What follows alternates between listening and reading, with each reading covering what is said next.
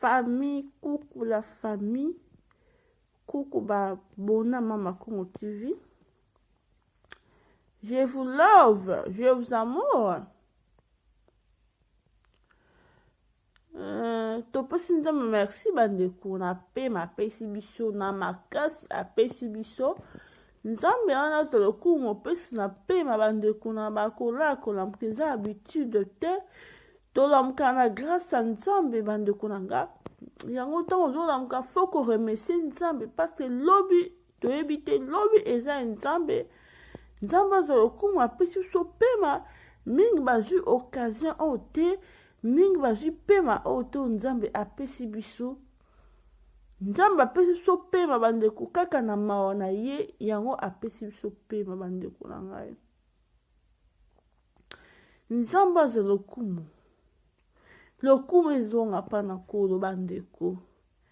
bandeko soki première fois na okokuta na analyse na biso soki esepeli so okoki kosabone eza nango gratuite et kobosala te kofina cloche de notification ngonga wana ezalaka wana suka mpo orecevoir bainformation seleka na Mama Congo TV à chaque fois Mama Congo akoposte video na ye yo kofina cloche de notification mpo bainformation ekomonaka o na phone na yo soit na tablette na yo bandeko na ngai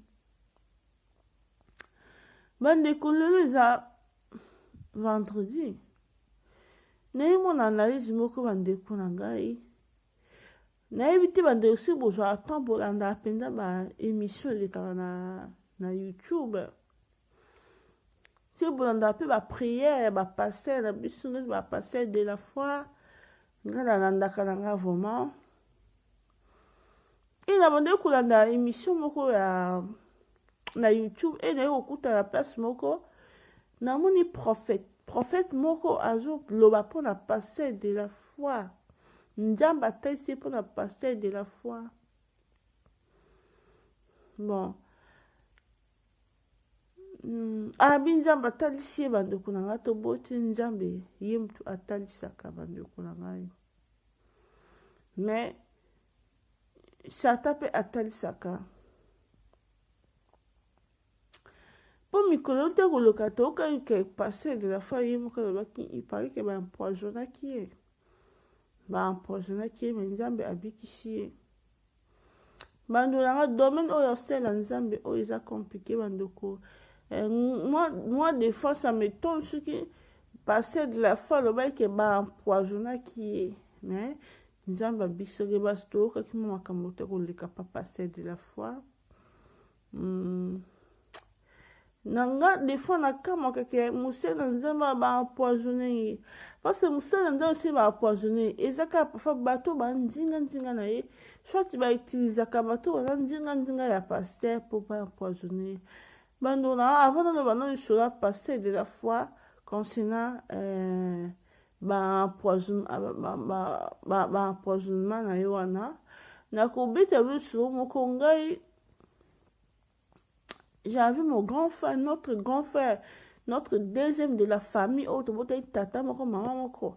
Azaki vraiment évangéliste, c'est vraiment abako évangéliser pour na makama nzambe, abako banga nzambe et badeko travailler na l'église eza en collaboration badona. L'église eza en collaboration, au moment na pasteur, au moment na évangile, au moment na ba apôtre. L'église c'est comme qu'on dirigeait quand on a 3 personnes, 4 personnes. Jésus a makasi. Des fois la communauté bateau bosela nzambe azalaka ye moko mais bazo mema Jésus ti na kati église. Ti na kati église bandonanga. Muta bomoka o boza nzinga. Ki muta mabe o za na kati église na libanda parfois eza bongoti. Yango passer de la foi vraiment il pas un ba collaborateur na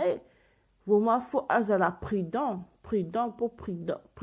passer des phases te ya penza mona ba kongo na biso ba ngamtalo ba vérité te ba nga vraiment mutalo ba vérité te yango passer de la foi faut vraiment azala prudent bakoki kotize mpe bacolaborateur na ye mpo basali mabe. Donc bandeko na ngai nabeta na lisolo mpo naye kocontinue sujet ya pasteur de la foi. Grand frère na ngai azalaki évangéliste monene, grand frère na ngai ma nzambe akosala, grand frère na ngai mo grand frère propre, tobotami ne tata moko mama moko évangéliste monene. Donc so azalaki ti lelo mais grand frère na ngai akoma pasteur, mais mokili eza mabe te, mokili eza mabe makasi, eza bato mosusu baosala calcul, bato mosusu baolinga yolongwa mokili mais parfois babanga nzambe. Nga na yeke mutu oyo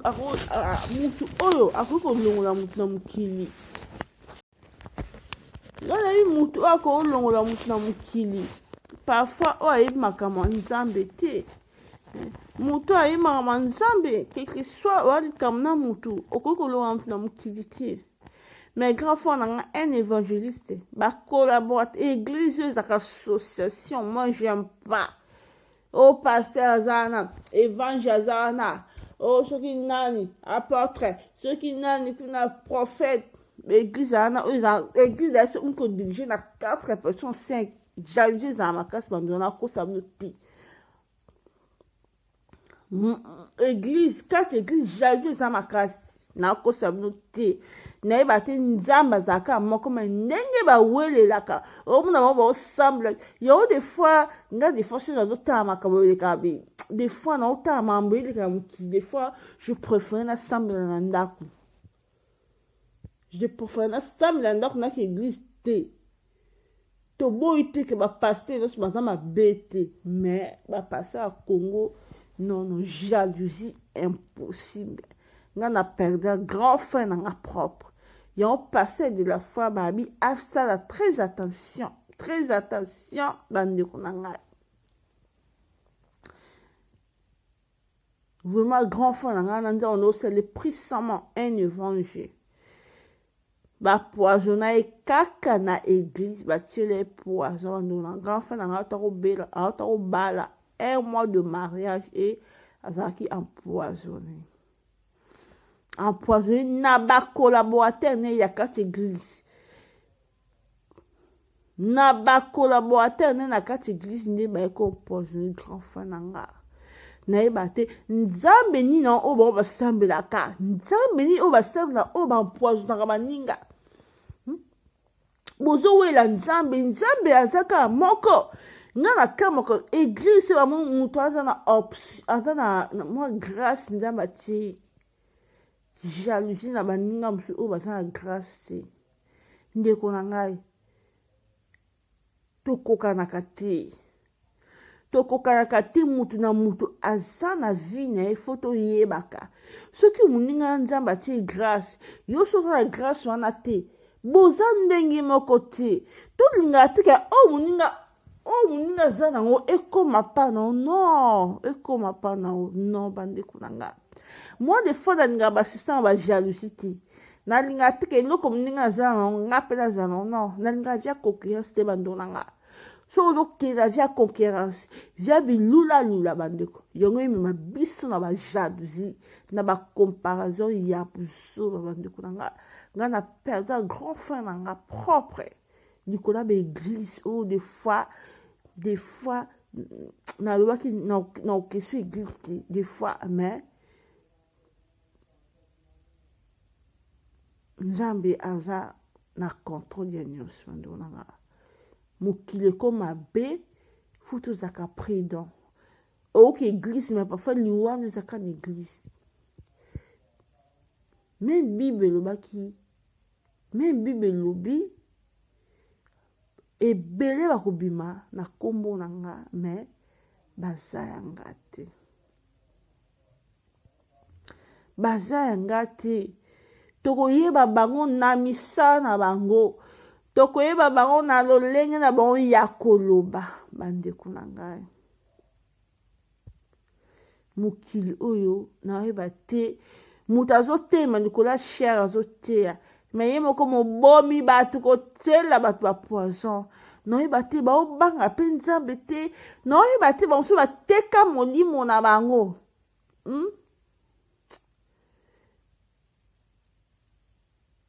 Vous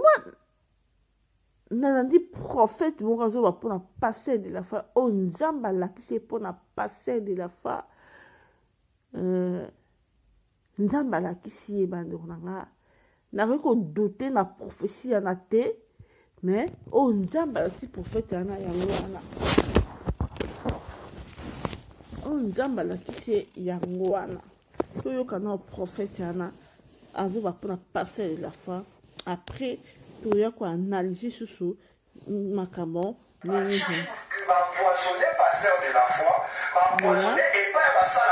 toyoka nanu prophétie yango ndenge nzambe alakisi babi Dieu parle tantôt d'une manière tantôt d'une autre po toyoka ye mpe mikolo te koyoka babi passer de la foi epare baempoisonnaki ye mais nzambe abikisi ye mpo na nini passer de la foi aote ya vérité biso nde tomona passer de la foi ndenge abanda ministère na ye tomona nga passer de la foi aamona njili j'espère na bakomona ye nakomona ndenge abanda na ndenge aye kopambwama omoni biso namona mine ezala bacongolais tozala système kasi moto apambwami tomi asimbi kisi mais toyeba te souffrance oyo moto amoni na vie na ye nga amoni passer de la foi boye tozomona ye azalaki mokie nga na amona njili sera osala groupe ne bon maritain wana groupe ezalaki le bon c'est le bon maritain wana groupe na ye tomokomona nde passer de la foi azalaki na ye mokie mais lelo nzambe apamboli jalousie mpe kaka bacolaborateur na ye jalousie ebandaka na yeba te bato basalaka nzambe pourquoi jalousie bandonaka so ozosambela okomprendre makambo so na vie na yo omona tout est vanité omona biloko biso eza bafictité ya pamba na olanda yango te mais so mwana nzambe oyo église jalousie omwana nzambe te bandeko na nga tobongwana ndenge ya solo bandeko na nga tobongwana ndenge ya solo tobongwana ndenge ya solo moi des fois ça m'étonne jalousie tina kati ya église nzambe nini yango tozosambela nzambe alolenge nini bandeko tozosambela jalousie ezosila te vraiment na ndenge prophétie oyo ya prophète oyo na ngai mpenza natia yango mpo bandeko bayoka mokili ndenge ezomema makambo nango lokola nzambe alakisi papa na biso oyo mpona passer de la foi akeba parce mikolo te koleka tokeba poisonnaki ye yo na mana partage oyo na bino toyoka Dieu parle tantôt d'une manière tantôt d'une autre toyoka prophétie oyo message il y a pasteur na biso pasteur de la foi azali mosala nzambe oyo bandeko ebele boyebi ye et en plus aza aussi acteur comédien na kati ya mboka na biso ça fait déjà une semaine je dis bien une semaine nazwaki vision pour la pasteur de la foi et pendant que na kati ya vision nazaka bandeko koyebisa ngai alobi na ngai tala eloko oyo nga nazolinga nalakisa to nayebisa yo namoni ezalaki na bato ebele donc fulu ya bato ozokomprendre ezalaki na bato ebele mais na kati ya bato oyo batelemaki ebele wana ezalaki na bato misusu banaye kolela ezalaki na bato bali bazalaki koregrete na baregre bazoregrete nzambe osali boye mpo na nini nzambe abandi siko koyebisanga alitala na lobokono ya gauche naye komona des serviteurs de Dieu. Je dis bien des serviteurs de Dieu. Et nzambe abisinga lobi nazotalisa makambo oyo mpo okende koyebisa mosali na nga ezali première fois parce que pasteur de la foi so totali bien nakutaka ye une fois en face boye peut-être topesanaka yango te mais tosongaka na pasteur de la foi te tokutanaka na kaka chaîne oyo parce que leadership ayebeye na ye ntango natali nde pasteur wana nzambe bandi koyebisanga alobi omoni nde pasteur oyo nalakisi yo bazali bapasteur oyo batindi bango pour déstabiliser le ministère, il y a pasteur de la foi. Donc, ça va être ici, et ça a un complot. Il y a pas ça ensemble, mais moi, quand on est dans la carte à Mouka, il faut que tu aies un comboté pour la quand même, que vous allez faire. Papa, donc tu es dans autant. Ça va être ici, parmi les pasteurs, il y a un complot pour déstabiliser. Et dans ce moment-là, tu vas jouer un complot. Tout ça en oppose, bande konangai. Prophète alobi, azomona complot ana basai na nzambe ya minene ya mboka na biso o bayebani. Bazosala complot ba utiliser bato po ba ko tila passer de la foi poison. En plus si ba passer la minene o mboka biso bayebani, ba ko utiliser ka ba collaborateur o ba travailler na passer de la foi pour battre la poison bande konangai. To banga nzambe bino ba passer na bozoka pour aussi à passer de la foi bo c'est le complot nzambe ni bo sambelaka parce que mon mboka da bisoko bali mutalo ba vecte te sino mama nzambe parce que si 100% ba passer na mboka da biso bandona nga si 100% 10 ne ba koza bien 95% ba passer na mo ba banga nzambe. Comment bino bo sala complot bo tinda bo sala complot po ba ndona to ba sala complot bongo ya ministère soit ya pasteur moko boy bataka mbongo je ba otam mbongo je ba utiliser ta siko ta ko se ba utiliser ka ba collaborateur no ba mona ke mana bongo na mbongo te complot na ba tinda ba pose mbongo ebele yo ba ko ndima po ba déstabiliser passer de la foi to ba tirer poison. Faut ma prophétie aussi nzambe penza a kangana au nom de Jésus-Christ. Ma et ça qui n'a pas paiement na ba non faut na édifier penza émission au fond na tango en plus bateau ba bi passer de la foi ba yoka po ba comme si la ngo passer de la foi Bible peut le ce qui est révélé est condamné, mais par la prière. Ceux qui nous ma collaborateur passer de la foi, bon moi qui n'est passé de la foi à banda, nzambe ay ko pambola mutuno c'est zakati ya simbi kisi. Bando nzambe pas pambola ka. Bon biso tsaka semta pamba asimbi kisi non. Nzamba pambola katana so za mutu moza ki se mutata atana patience ebele nzambe apambola ka to tsaka muta simbi kisite bo nzamba zala wapi qui c'est alikasa qui c'est un médicament nzambe pas pambola ka bandona bino bo sa complot pour na passer de la foi bino bo yebi ndenga bandaki to kama témoignage over et ça qui n'a pas na ma non faut na différent on a tout quand bon côté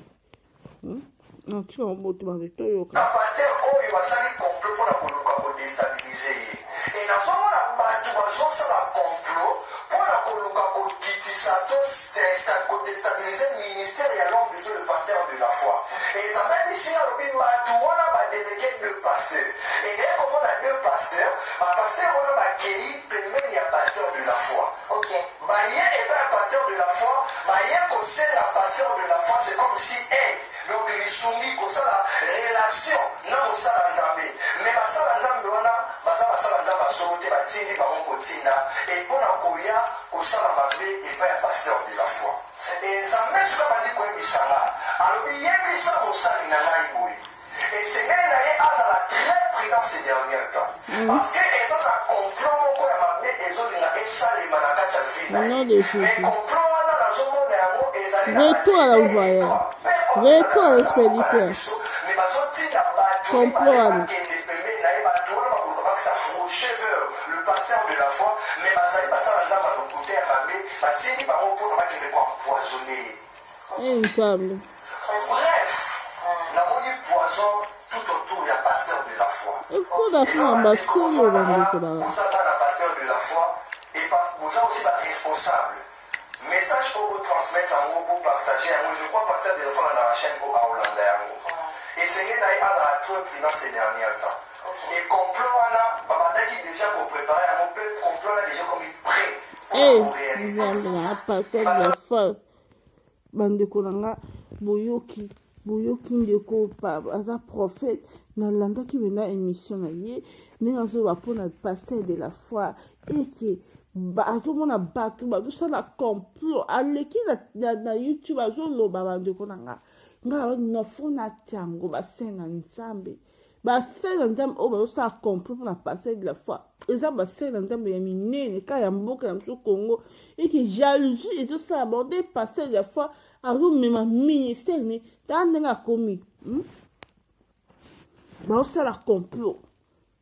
bautize bango bakoutize kaka bapartenaire oyo baza na kati ya église ya pasteur de la foi oyo baza nzinga mpo batiela pasteur de la foi poison bandeko na nga retour à l'expéditeur retour à l'envoyé poison oyo botiela mpona pasteur de la foi bino bapapa na deja bokoli bokomona jalousie makasi eke bozomona pasteur de la foi ndenge azoyani wana ndenge azoteya bato ezosala bino pasi non botika moto asala mosala nzambe malamu babi tout ce qui est révélé et condamné passer de la foi bandona bokokomisa pena message oyo azala très prudent mpo bakomona poison liboso na ye poison complot ezosalama nzambe na nga obatela passer de la foi toyoka su audio bandeko na toyoka su audio bandeko na nga vraiment ça fait mal na basai na nzambe ezali message ya pasteur na biso pasteur de la foi azali mosala nzambe oyo bandeko ebele boyebi ye et en plus aza aussi artère comédien na kati ya mboka na biso ça fait déjà une semaine. Je dis bien une semaine parce que nous avons une vision pour la pasteur de la foi. Pasteur de la foi. Et pendant que nous avons cette vision, nous avons dit que Sangai, alors bien Sangai, tana et loko o ngana zolinga nana kisoto na yebisayo. Na moni ezalaki na batu belé, donc fou ya batu. Vous comprenez? Ezalaki na batu belé. Mais na kati ya batu oyo batelemaki ebele wana ezalaki na batu misusu bandai kolela ezalaki na batu bandi bazalaki koregrete na baregrete bazoregrete nzambe osali boye mpona nini nzambe bandi siko koyebisanga abitala na lobokono ya gauche naye komona des serviteurs de Dieu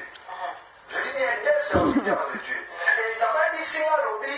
nazotaliso makambo oyo mpo okende koyebisa mosali na nga ezali première fois parce que pasteur de la foi so totali bien nakutana ye une fois en face boye peut-être topesanaka mode mais tosongaka na pasteur de la foi te tokutanaka na kaka chaîne oyo parce que négocie bayebeye na ye ntango natali deux pasteur wana nzambe bandi koyebisanga alobi omoni deux pasteur oyo nalakisi yo bazali bapasteur oyo batindi bango mpona koya kodestabilize ministère ya pasteur de la foi donc zababisinga eza na complot ya basala nzambe moko ya monene na kati ya mboka na biso tokoki kotanga kombo te mpona quand kozala très prudent par rapport eza média zababisinga alobi parmi ya bapasteur oyo basali complot mpona koluka kodestabilize ye e nazomona bato bazosala complot mpona koluka kokitisa to kodestabilize ministère ya l'homme de Dieu le pasteur de la foi et zababisinga alobi bato wana badelege deux pasteurs et naye komona deux pasteurs bapasteur wana bakei pembeni ya pasteur de la foi baye epa ya pasteur de la foi baye kosenga pasteur de la foi c'est comme si donc lisungi kosala relation na mosala nzambe basala nzambe wana baza basala nzambe basote batindi bango kotinda mpona koya kosala mabe epa ya pasteur de la foi nzambe soki abandi koyebisanga alobi yebisa mosali na ngai boye esengeli na ye azala très prudent ces derniers temps parce que eza na complot moko ya mabe ezolinga esalema na kati ya vie na ye mais complot wana nazomona yango ezali na balider to bapere oyo abengaka na kati ya mboka na biso me bazotinda bato mibale bakende pembeni na ye pasteur de la foi mais bazali basala nzambe lokote ya mabe batindi bango mpona bakende koempoisonne ye bref namoni poison tout autour ya pasteur de la foi eza bande bandeko besoin nanga boza bana pasteur de la foi et boza aussi ba responsable message pour vous transmettre en gros pour partager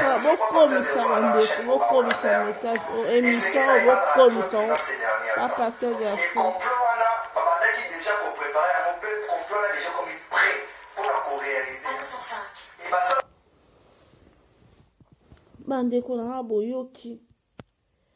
message oyo ebimi mpona passer de la foi nabaki fo natia yango mpenza esalinga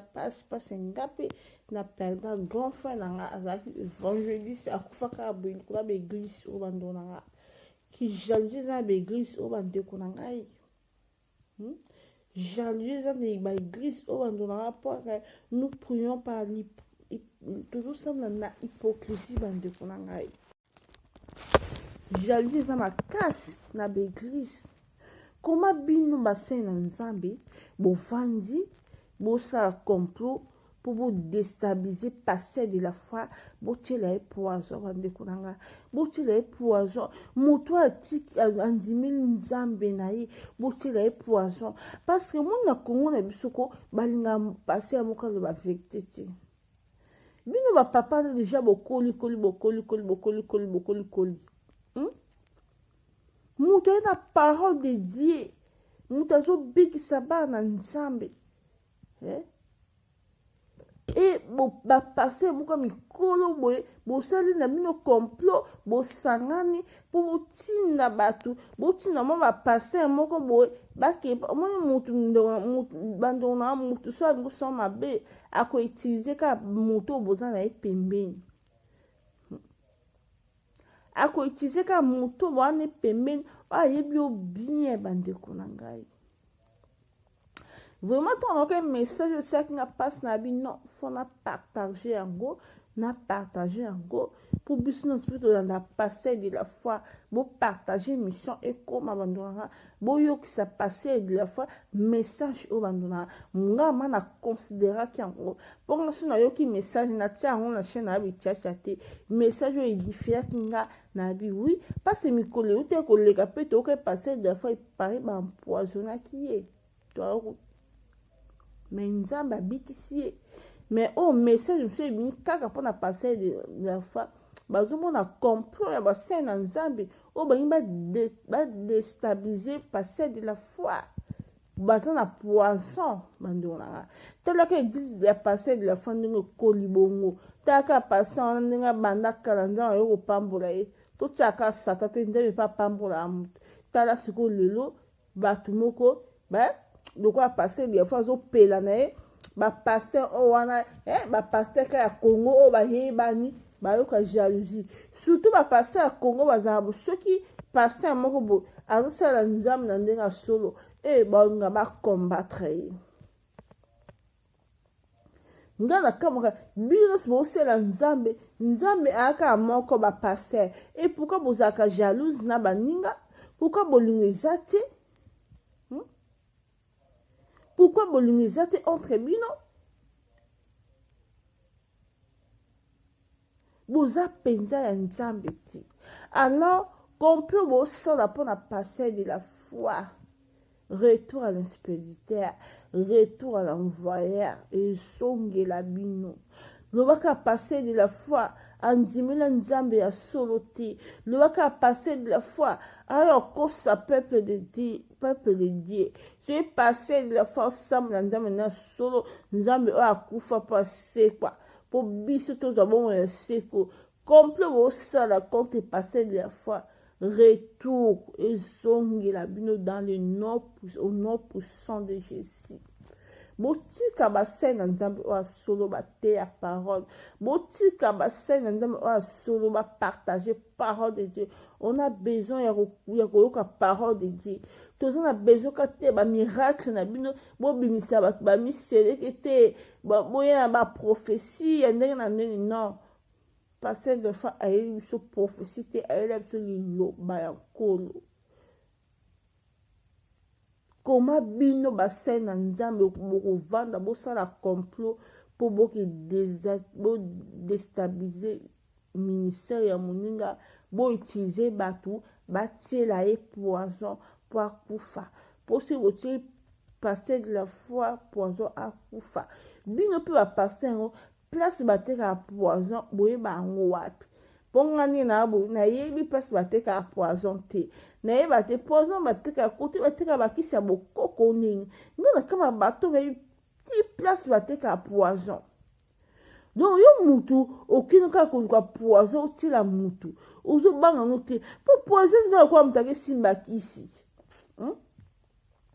ntango bokino nayebi te masio mpena bozala ya nzambe mpo nga ma nakei so tokekala boye okisumbela oyo mo boye nakoka te naomona kwa ezongelanga okipo sombi na opoison so bokendaka kosomba ngo wapi mpo otila mpe moninga akufa bandona nga sasa akwa agane tout ce monde operdre bomoi na yo Bible elobi sasa akwa ya koganye mokilo nyonso po perdre bomoi na yo bandeko na ngai botanga Bible te botanga te so botanga Bible bandeko na ngai okosana mutu mabe te soki ye moko mokeli na biso alobi soki ye moko mokeli na biso alobi ke ese ça sert à quoi ya koganye mokilo nyonso te operdre bomoi na yo bandeko na ngai okotila moninga no poison mpo na nini okosala moninga mabe mpo na nini bandeko na ngai ese bobanga apenda nzambe oyo bozoyela biso yango te bapaster bokomi na motema mabe moko bapaster bokomi na jalousie moko impossible des fois ça m'étonne des fois ezokamwisa nga koma bato baosala nzambe baye na bapoison nga na perda grand frère na nga na baéglise de réveil église de réveil eza na motema mabe bapaster église de réveil oyo la majorité sur l'église alaka soki boza ebele bakambi je perda grand frère na nga mais lelo akoma paster monini likola baéglise no baréveil binzambi boyo oluka mbongo bozala mpona nzambe te parce moto aza mpona nzambe akokoki moninga jalousie te bosambela nzambe moko moto aza mpona nzambe aolongola haine na motema ne yo osambela nzambe na haine na motema kopoisonne baninga koempoisonne baninga bandolanga nzambe abeta bino fimbo bacomplot bosala mpona passer de la foi ezongela bino loba passer de la foi moni passe te mpona ministère na ye loba passer de la foi na souffrir te mpo deloa koma bongo ezongela bino bandeko na nga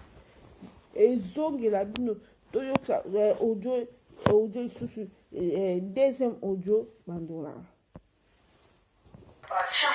empoisonné pasteur de la foi empoisonné epai ya basala nzambe epai ya basala nzambe ozolanda ngai ndeko na kati ya message oyo toye te peut-être mpona koya konetola to kotombola mosala nzambe ozolanda ngai me naye koyebisa bandeko boye naye koyebisa bandeko trene bozolanda ngai na kati ya mboka na biso eza na basala nzambe oyo témoignage na bango ebeba eza mpe na bango peut-être baza na témoignage ya bien baza na kati ya témoignage ya bien me bandeko bozolanda nga l'homme de Dieu naye te nana besoin te peut-être nakutana na ye mais message osokolandi yango zwa vraiment te ya koprie mpo na ministère na yo mpe mpo na bato baza tout autour non parce que bakoluka même bautilize baproche oyo bazali oyo ozotravaille na bato ni bacolaborateur e ya mibali nayaki komona église ya pasteur de la feu panzani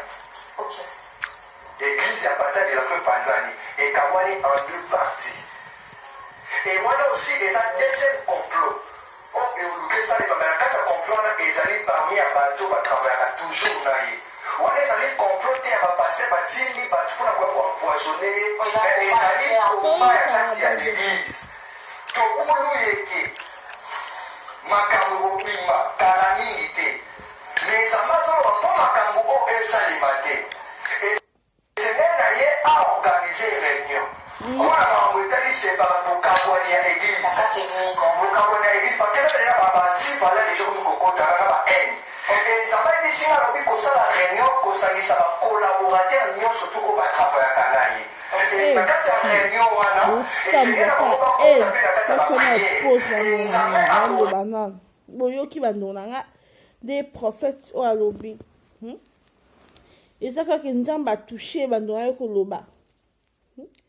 abe église ya passé de la foi bakoutize bacolaborateur na ye oyo mona bateyaka na bateya bosambela bandeko na nzoka nayebi tema bango ebebi baza na haine mpona passé de la foi bandeko parce que église eza nzambe mais moto ayesi ministère monene eza passé de la foi malgré passé azalaka ye moto fo azala na bacolaborateur mpo soki ye eza te bacolaborateur na bamema église nde bacolaborateur na nde bazolinga mwa haine mwa jalousie balinga bapanda église ya passé de la foi balingi babebisa ministère ya passé de la foi soki bino bozana mpona koganye baame bozala mpona koganye baame bozala mpona kosala nzambe e bokoya bodestabilize église ya passé de la foi mpona nini moi nga nalinga passé de la foi makasi passé de la foi nalinga foi makasi vraiment aza pene nzambe bandeko na ngai omoni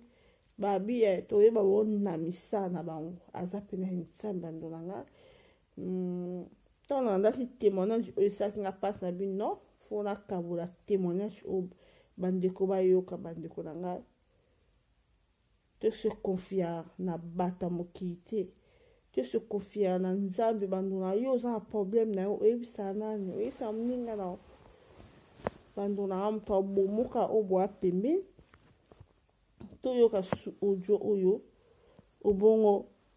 toya kosisa émission na biso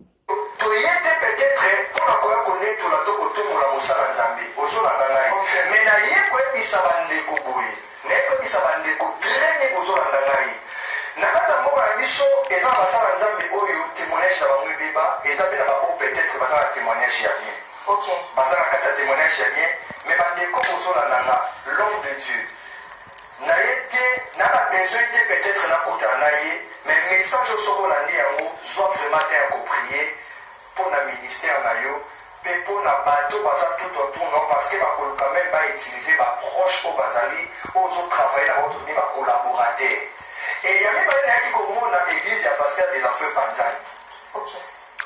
église ya pasteur de la feu panzani ekabwani en deux parties et wana aussi eza deuxième complot oyo eoluki esalema me na kati ya complot wana ezali parmi ya bato batravaillaka toujours na ye wana ezali complot te ya bapaster batindi bato mpona koya koempoisonne ye ezali koma ya kati ya église tokulu yeke makambo bobima kala mingi te me ezamba zoloba mpo makambo oyo esalema te esene na ye aorganize réunion mpona makambo etali separa bokabwani ya église bokabwani ya église parce que eza deja baantivala deja komi kokotana na bahaine ezamba ebisinga alobi kosala réunion kosangisa bacolaborateur nyonso to oyo batravayaka na ye na kati ya réunion wana esenge na bango bakota mpe na kati ya bapriere nzambe akorevele nani ye moko serviteur de le pasteur de la foi donc ezali message oyo nayaki kotransmettre mpo na l'homme de Dieu le pasteur de la foi toyebi ye lolinga azosiela nzambe na kati ya mboka na biso bato bakritikaka bato mais quant à moi natikala koyoka mabe ya mosala nzambe wana te e nayebi te pourkui nzambe amemaki nga mpe kolakisa ngai baréalité wana mpo na mosali na ye e soki nzambe arevele basali na ye likambo arevelaka mopamba te ntango nzambe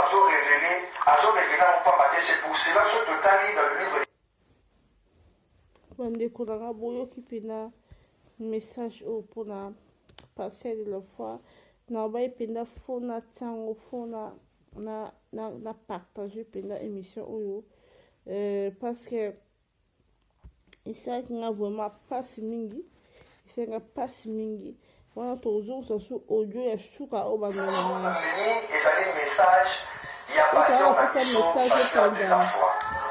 azali mosala nzambe oyo bandeko ebele boyebi ye et en plus aza aussi acteur comédien na kati ya mboka na biso ça fait déjà une semaine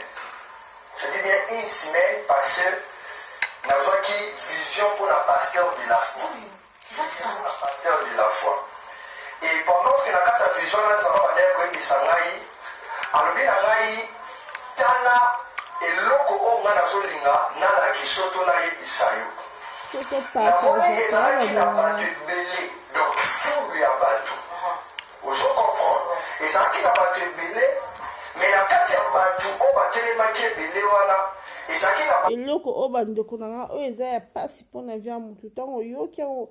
ata na bareseau sociaux fo kopartage yango kosala émission mpo ekomela ti ata pa passer de la foi bandeko na nga eza mpena message oyo esalaki nga mpasi na baki no ngo lokola nalandaka mpe passer de la foi mpona partage émission vraiment na considère pena émission oyo namoni mpena prophète oyo azoba makambo so nayebi te mais vraiment esalaki nga mpasi na mbe mpona partage émission oyo toyoka audio oyo ya suka ya bandeko na nga obongo tokabwana biso